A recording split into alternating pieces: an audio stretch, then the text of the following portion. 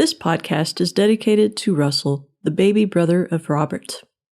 This podcast does not provide medical nor legal advice. Please listen to the complete disclosure at the end of the recording. Hello and welcome to Everyone Dies, the podcast where we talk about serious illness, dying, death, and bereavement. I'm Marianne Matzo, a nurse practitioner, and I use my experience from working as a nurse for 46 years to help answer your questions about what happens at the end of life. And I'm Charlie Navarrete, an actor in New York City, and here to offer an every-person viewpoint to our podcast. We are both here because we believe that the more you know, the better prepared you are to make difficult decisions. So welcome to this week's show. Please relax, get yourself some sweet tea and cookies, and thank you for spending the next hour with Charlie and me as we talk about the death of a sibling and how grieving these types of death may be different than other deaths we experience. Like the BBC, we see our show as offering entertainment, enlightenment, education, and divide that into three halves to address each of these goals. Our main topic is in the second half, so feel free to fast forward to that chit-chat-free zone. In the first half, Charlie has our recipe of the week, and I have a reading about consolation from Sue Miller's book, When I Was Gone. In the second half, I'll be talking about the connections between siblings and about our grief when they die. And in the third half, Charlie has an essay by Alison Kohner titled 12 Things I Learned About Losing My Brother.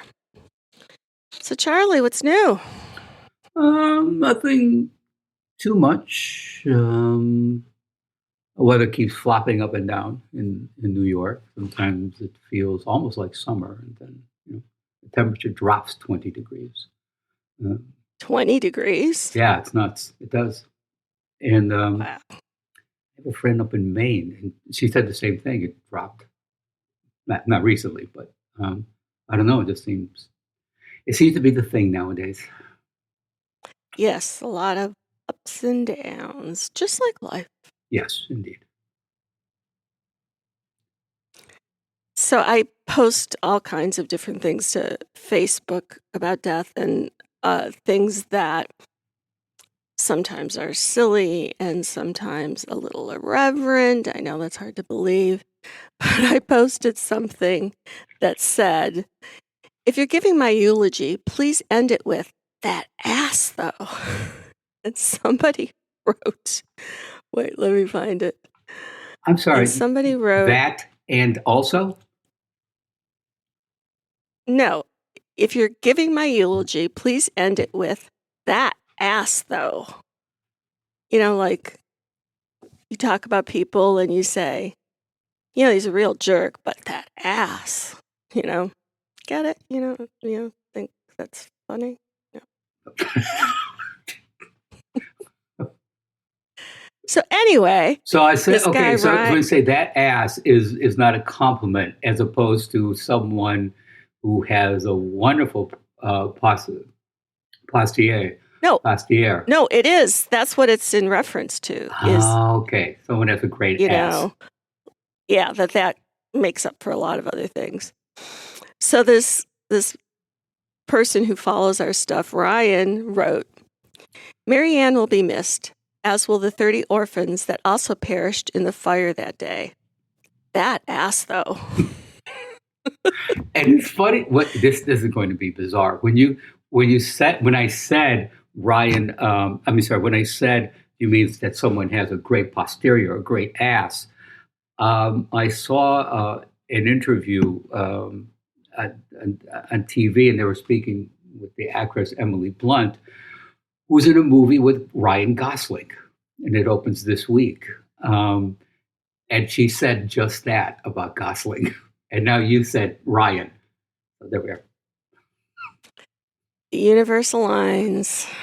Indeed. So what do you have for a recipe, Charles? Well, our recipe this week is Two Brothers Chocolate Gobs, which seems like a perfect sort of dessert to be named for brothers. This dessert is a close relative of the whoopie pie, a New England treat of chocolate cake filled with creamy vanilla filling. It is a perfect snack for your next funeral lunch and will make people say, "Oh, brother, This cake is gobs of deliciousness. Bon appetit. Thank you. Working on that Julia Child thing. Yes, you've been working that for a while.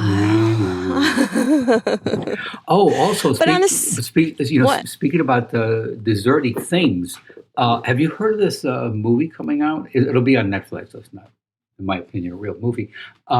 Jerry Seinfeld's thing. Oh, shoot. What is it? The Battle of Kellogg's or something like that. Basically about the invention of the Pop-Tart. Oh, really? Yeah, it starts Friday on Netflix. So I've seen a few clips of it. It looks very, very funny. I mean, everyone from Jerry Seinfeld to Hugh Grant is in this thing, and it just looks very, very funny. But it's just that to make a breakfast dessert. That was the goal between Pop-Tart and Post. I'm sorry, what? I mean, between Kellogg's and Post.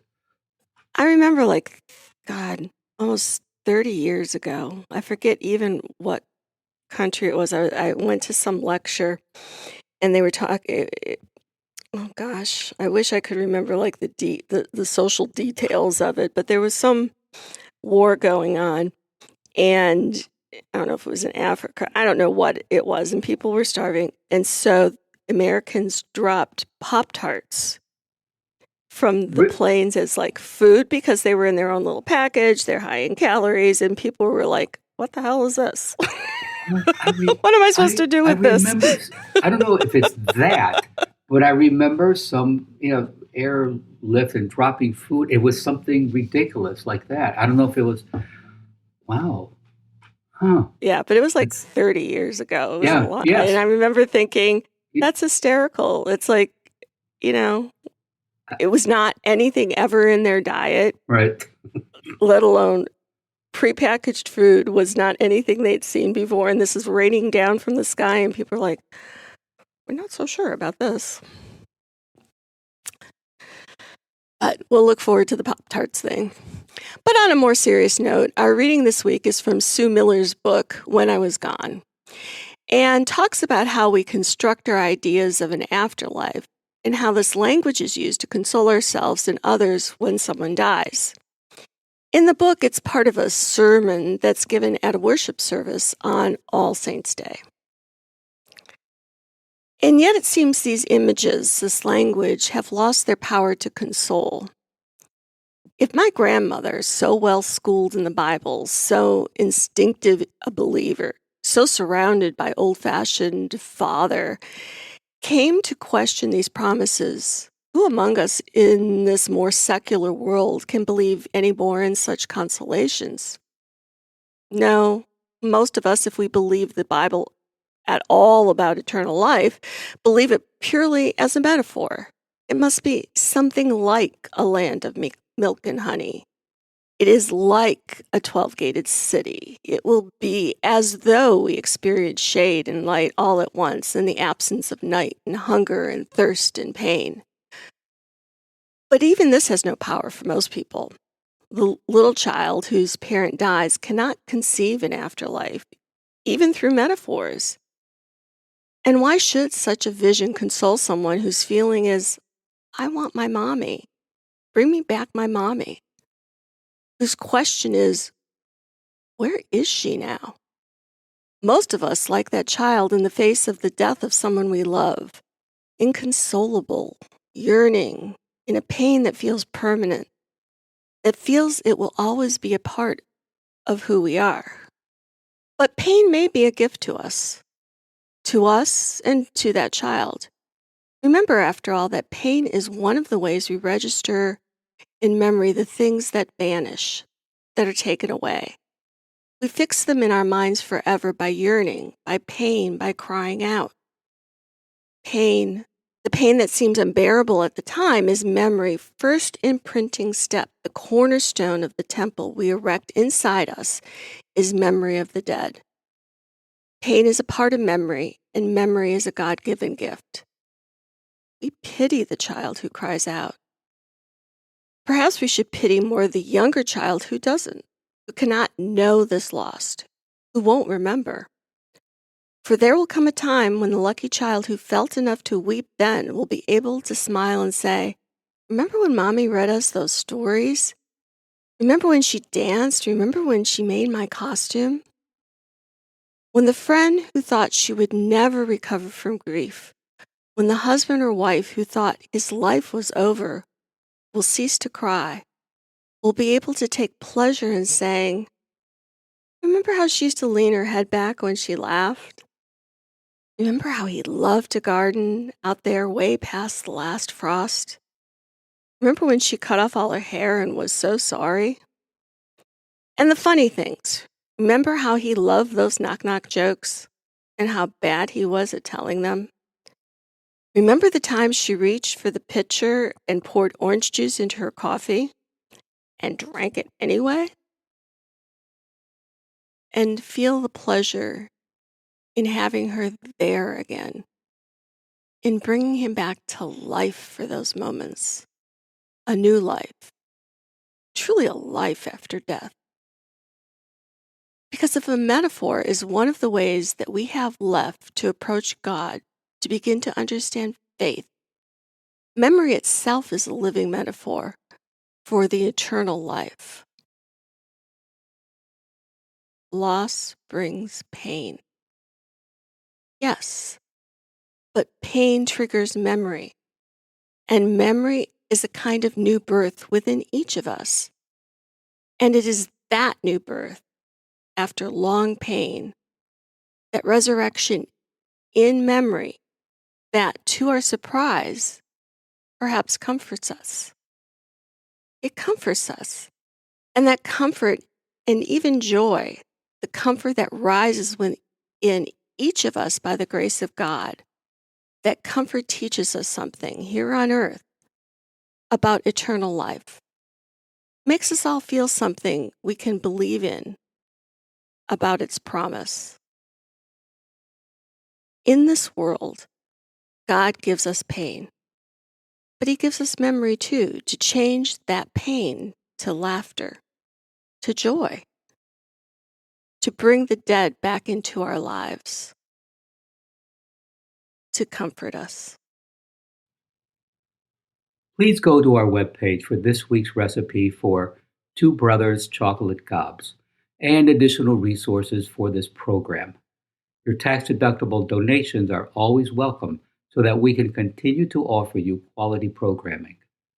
Thank you in advance for making your donation at www.everyonedies.org.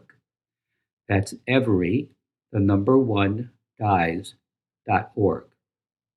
You can also donate a bit every week at our site on Patreon. Just go to www.patreon.com.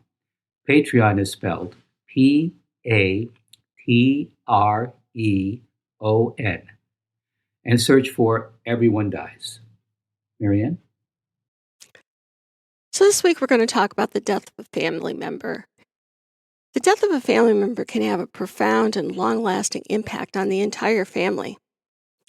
However, there is one member of the mourning family that is often forgotten or ignored as being a grieving person, and that is the sibling of the deceased. In some families, ignoring a sibling is part of the relationship.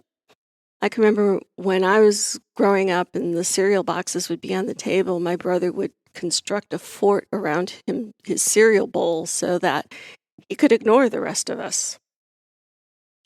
Growing up, ignoring a brother or sister after a disagreement was how some parents manage a situation. You go to this room and you go to that room and you don't talk to each other until you can be nice to each other. Parents may tell kids, ignore him, when the child is upset with the sibling's behavior. And we learned that siblings could be ignored.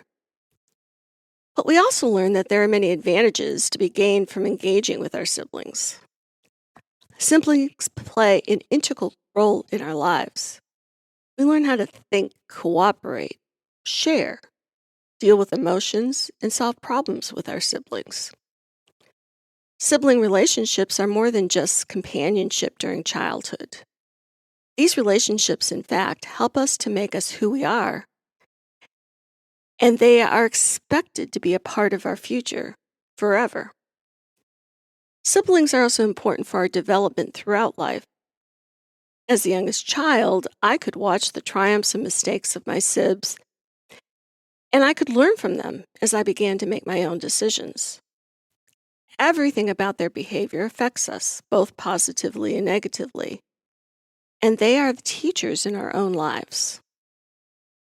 No matter how dysfunctional or functional a family is, we model our behavior after older siblings and usually look up to them. We tease the younger one, we tell secrets and share dreams of our futures, we support one another, we fight with each other and get over it, we dance and play together, we learn new life skills together, take vacations with the family, and we celebrate holidays and family traditions together. Some change the diapers of new siblings born after them and watch them take their first steps. We learn songs on the radio that mark moments in time never to be forgotten. We're competitive and get jealous of each other. Some siblings take a parental role with younger kids, whether we want them to or not. For all these reasons and more, sisters and brothers influence the journey that shapes our world. Growth Engine, which is a site on the internet, offers 3 reasons that the death of a sibling can be a different type of grieving experience. First, they're ignored grievers. When someone dies, each family member has their own personal experience of loss based on the relationship they had with the deceased. If the person who died is our mother, father, spouse, son, or daughter, each of these people had a distinctive role in our lives, and people have a sense of the gravity of the lost relationship and are typically offered the most support in their grieving. But sisters and brothers of the decedent often feel as though they have no claim to community support. It's as though they're somehow less important in the grieving process because they're just a sister or brother. This is in part due to society's accepted norms, because the focus of attention is on the parent, the spouse, and the children of the decedent.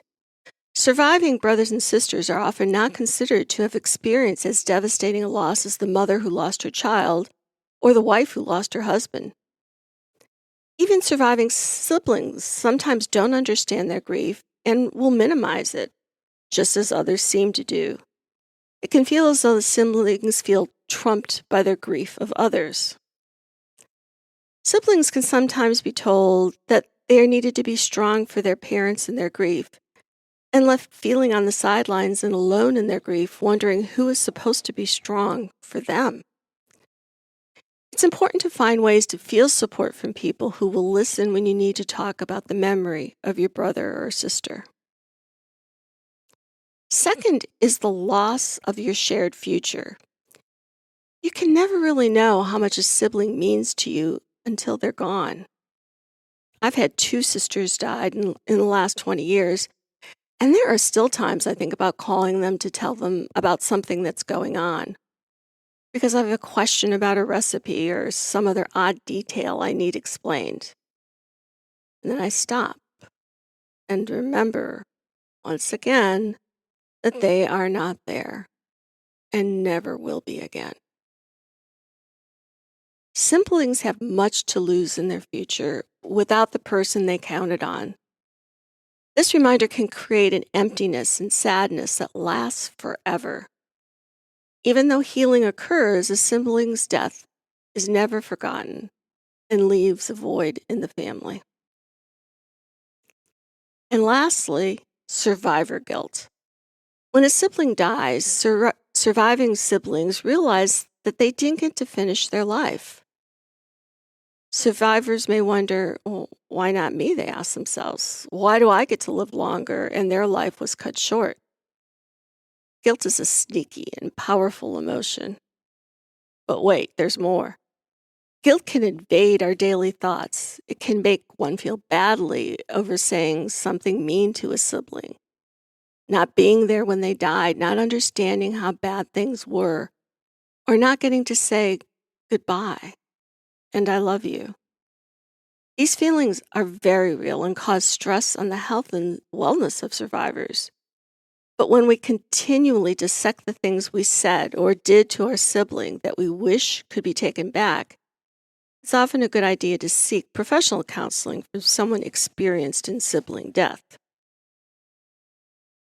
Surviving siblings can see the world in entirely different ways, may have questions about how their own mortality, and often change their outlook about life. Real or imagined, survivors can think of their own death and question how long are they going to live. The death of a sibling can have profound impact on adults, and their grief often goes overlooked. Some of the issues that adults may face when a sibling dies include changes in the family dynamics. When a sibling dies, roles and responsibilities within the family can be disrupted and alter the family dynamic, leading to adjustments in how family members interact and support each other. Future family gatherings and special occasions will lack the presence of the deceased sibling, which changes the nature of these events. I had a sister who loved gadgets, as well as battery-operated figurines that would start to sing and dance whenever you walked past them. And she didn't have just one. She had a lot of them. You couldn't move in the house without setting something off. These things annoyed the heck out of people, as well as scaring people who forgot that they were there. When she died, they were no more. And it felt like things were just not as fun without them or her. Loss of a close relationships. Siblings often share a deep bond, and losing a brother or sister means losing someone who knew your formative past. It can feel like losing both a sibling and a close friend and a confidant all at once. Dealing with friends who aren't helpful. Friends and acquaintances may not fully understand the impact of sibling loss, leading to well-intentioned but unhelpful comments or advice. This can be isolating for the grieving sibling. There's the fear of developing the same illness. If the sibling died from an illness or condition, surviving siblings may worry about their own health and whether they are sick of the same condition. There's that genetic link, and things can run in families. And so if a brother has a major heart attack, you can say, oh, is that going to happen to me? And then there's the intense sadness and grief. Surviving siblings may experience profound sadness, crying, and sense of loss. Losing a brother or sister can leave a significant void in one's life. Surviving siblings may face multiple emotional challenges while grieving the loss, and often feel like they are the forgotten mourners. Difficulty concentrating and forgetfulness are part of the symptoms. That grieving siblings might find it hard to focus on tasks or remember things due to the emotional impact of the loss. There are also physical symptoms. Grief can also be expressed physically, leading to fatigue, sleep disturbances, headaches, weakness, and other bodily sensations. Emotional turmoil are those feelings of anger, guilt, regret, anxiety, and depression. Surviving siblings may also experience yearning for their lost sibling and worrying about their future. On the other hand, they may also undergo positive changes like increased emotional strength or a reevaluation of life's purpose. It's important to recognize and validate the grief experienced by surviving siblings and provide support during this challenging time. Siblings deserve to feel this important and deeply personal loss without judgment from others. Sometimes the death of a sibling falls into the category of disenfranchised grief, where society may not fully acknowledge or understand the impact of the death. If you or someone you know is dealing with the loss of a sibling, you can seek professional support or connecting with others who have experienced similar losses. You might find that helpful. If you know someone who's had a sibling die, allow them the room to discuss memories if the subject comes up. It's important for them to recall their sister or brother and to keep them in their hearts because they existed, because they lived. And they'll always be a part of the surviving sibling's life. Remember that grieving is a unique process and everyone copes differently. Any thoughts or questions, Charlie? Oh, so many.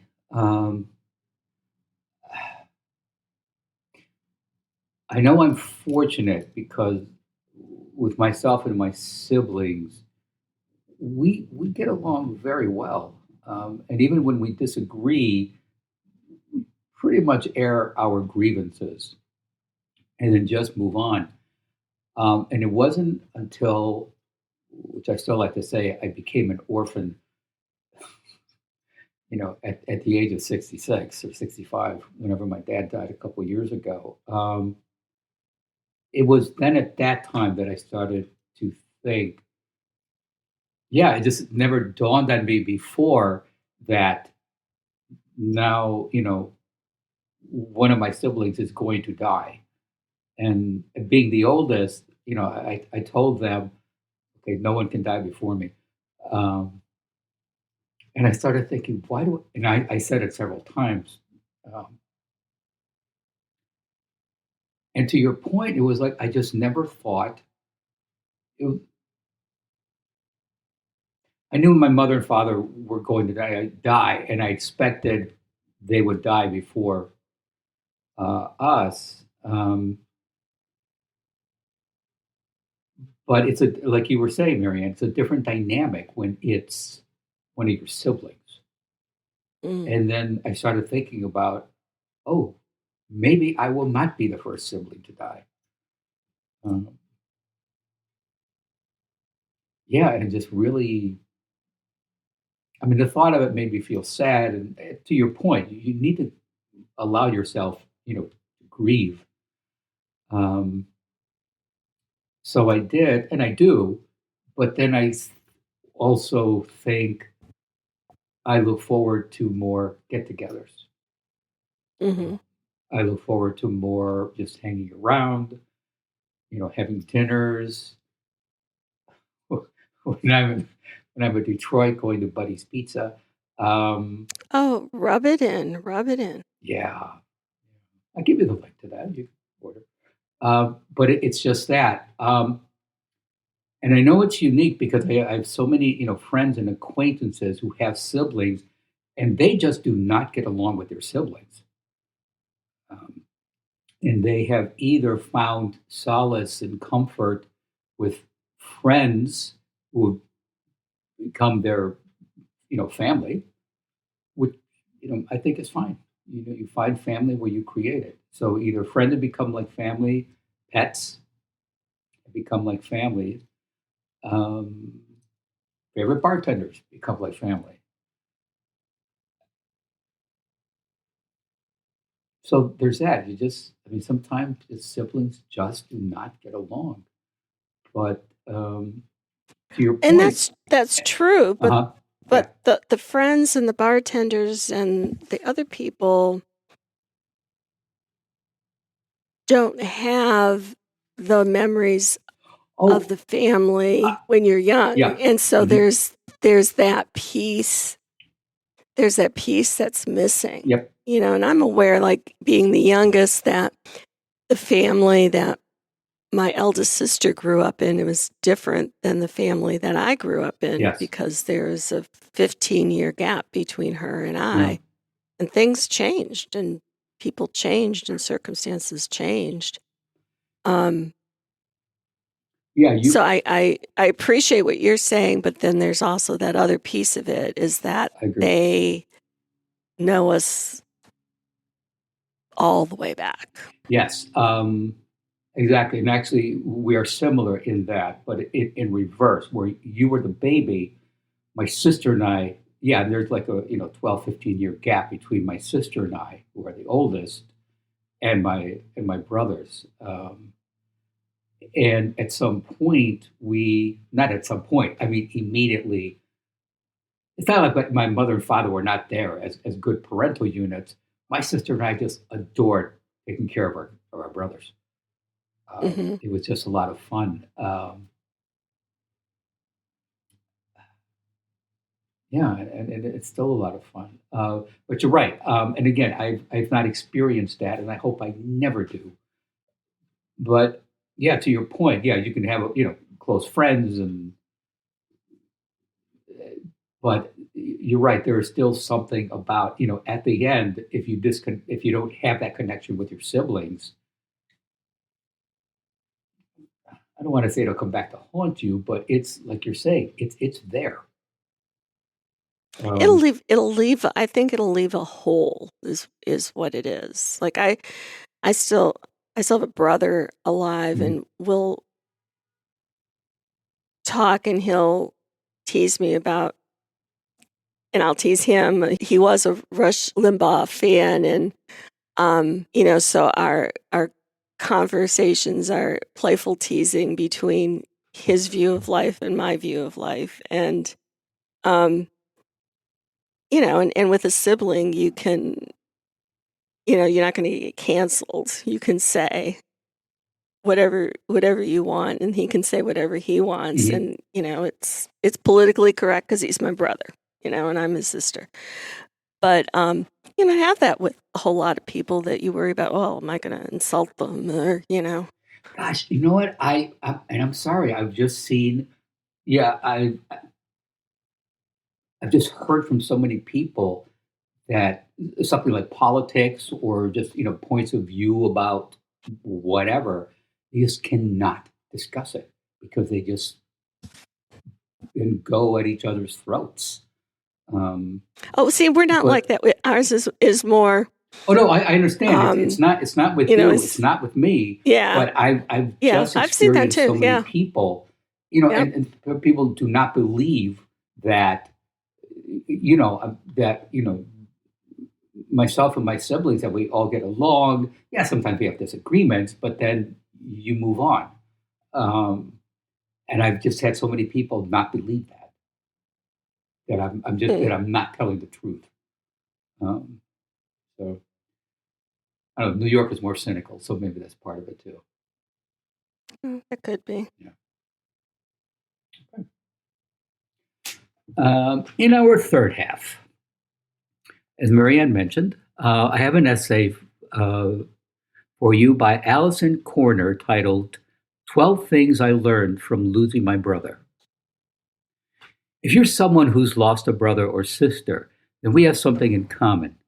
At 13 years old, my 16-year-old brother died in a car accident. Even though it's now been 16 years since I lost him, I remember the day like it was yesterday. Ever since the day my brother was taken from us, it's now just me, my sister, my mom, and my dad. Our family dynamic changed completely. By no means were my parents experts at dealing with sibling grief. After all, they were trying to figure out how to live and cope without their child. But I was lucky enough to have them guide me through each day. My brother's death, which is something that still affects me to this very day, was and continues to be a learning experience. I'm hoping my words here, which I do not consider words of wisdom, but definitely a helping tool, will aid fellow siblings who are dealing with the death of a brother or a sister. Sometimes it's best to listen to someone who understands what you're going through.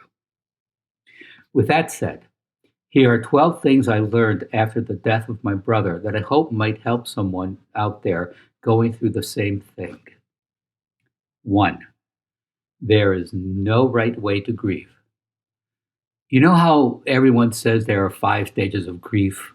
I think that's a load of crap. Those steps might work for some, but there's no set way to grieve. Everyone deals with grief differently, so don't let anyone tell you how to mourn, especially if they have no idea what you're going through. As long as you aren't harming yourself, then keep grieving how you see fit. 2. You should never be ashamed to cry.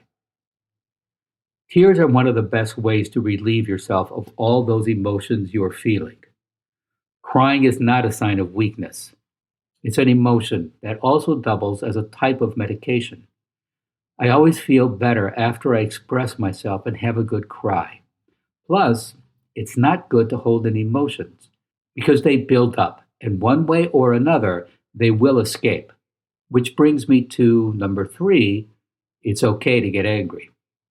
I still get angry to this day that my brother is dead. Anger is another normal part of grief that you're going to feel. It will come and go, but never feel ashamed about being angry. Don't let anyone tell you otherwise. 4. You'll hear a lot of stupid things. Here are just a few things you might hear when a sibling or anyone passes. How are you? He/she is in a better place. God needed her or him more than you. And I understand, among many others. Yes, these questions and statements are idiotic. But most of the time, the person is trying to show compassion and have no idea what to say. As irritating as it might be, you'll grit your teeth and just get through the conversation. On the other hand, you might even explode because you just can't take it anymore. Trust me, that is all normal.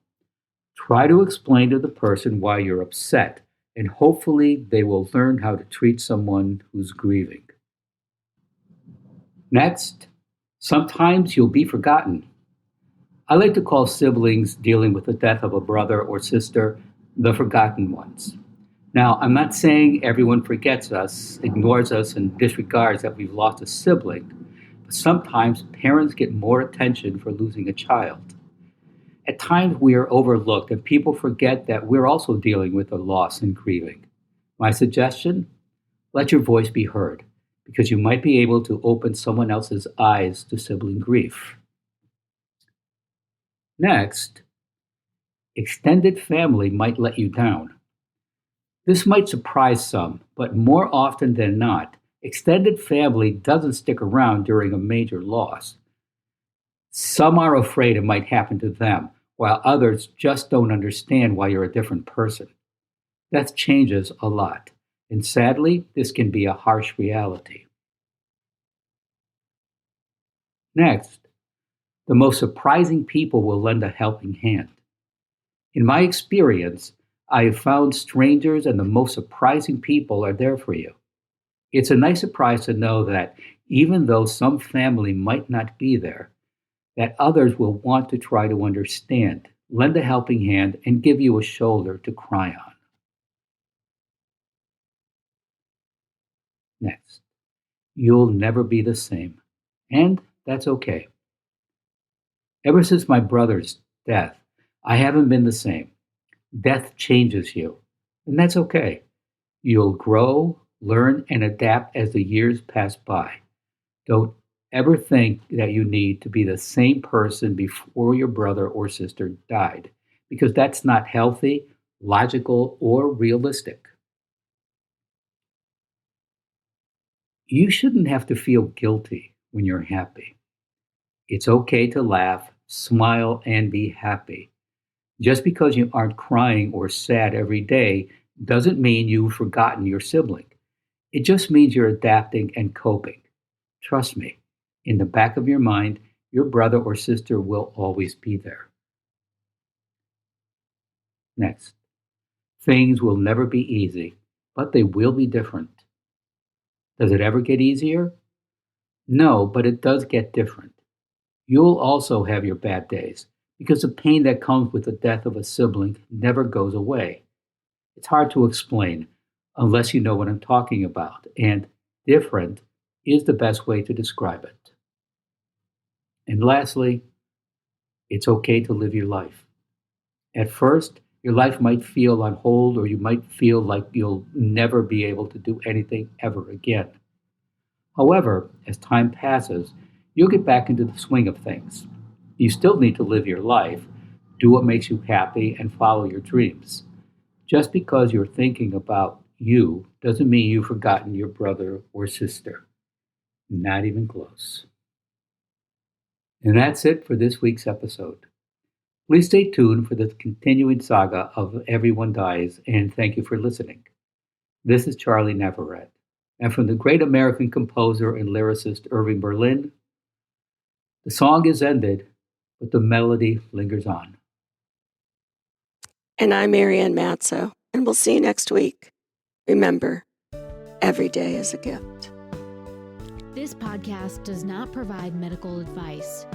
All discussion on this podcast, such as treatments, dosages, outcomes, charts, patient profiles, advice, messages, and any other discussion are for informational purposes only and are not a substitute for professional medical advice or treatment. Always seek the advice of your primary care practitioner or other qualified health providers with any questions that you may have regarding your health.